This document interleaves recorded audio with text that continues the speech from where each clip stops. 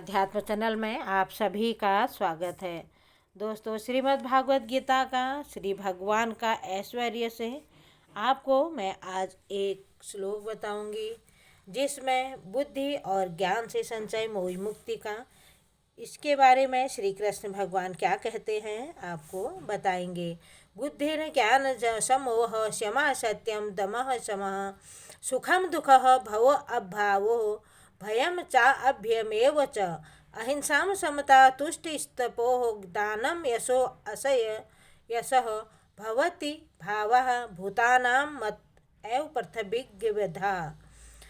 बुद्धि और ज्ञान का संचय मोह से मुक्ति होता है और क्षमा भाव, सत्यता, इंद्रिय ग्रह, मन निग्रह, सुख तथा दुख, जन्म मृत्यु, भय अभय, अहिंसा, समता, तुष्टि, तप, दान, यश तथा अपयश जीवों के ये विविध गुण मेरे ही द्वारा उत्पन्न हुए हैं। जो जीवों के अच्छे या बुरे गुण कृष्ण द्वारा उत्पन्न हैं और वहाँ पर उनका वर्णन किया जाता है।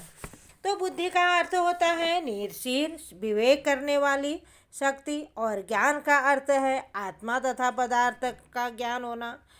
विश्वविद्यालय की शिक्षा से प्राप्त सामान्य ज्ञान मात्र पदार्थ से संबंधित होता है और यहाँ इसे ज्ञान नहीं स्वीकार किया जाता।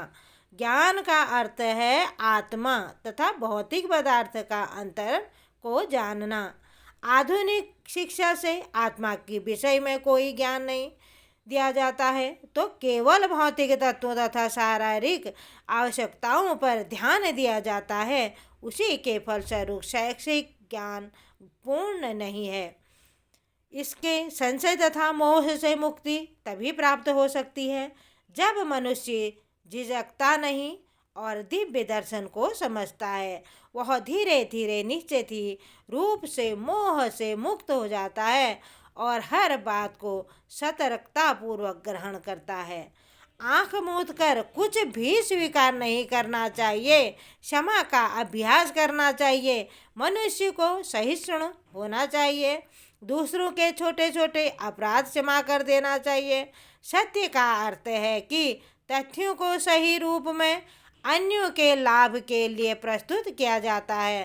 तथ्यों को तोड़ना मरोड़ना नहीं चाहिए। कभी भी सामाजिक पदार्थ के अनुसार कहा जाता है कि वही सत्य बोलना चाहिए जो अन्यों को प्रिय लगे, किंतु यह सत्य नहीं है। सत्य को सही सही रूप में बोलना चाहिए जिससे दूसरे लोग समझ सकें सच्चाई क्या है। यदि कोई मनुष्य चोर है और यदि लोगों को सावधान नहीं कर दिया जाए तो वह व्यक्ति चोर है, तो यह सत्य है कि वह सत्य कभी भी अप्रिय नहीं होता, किंतु सत्य कहने से संकोच कभी भी नहीं करना चाहिए।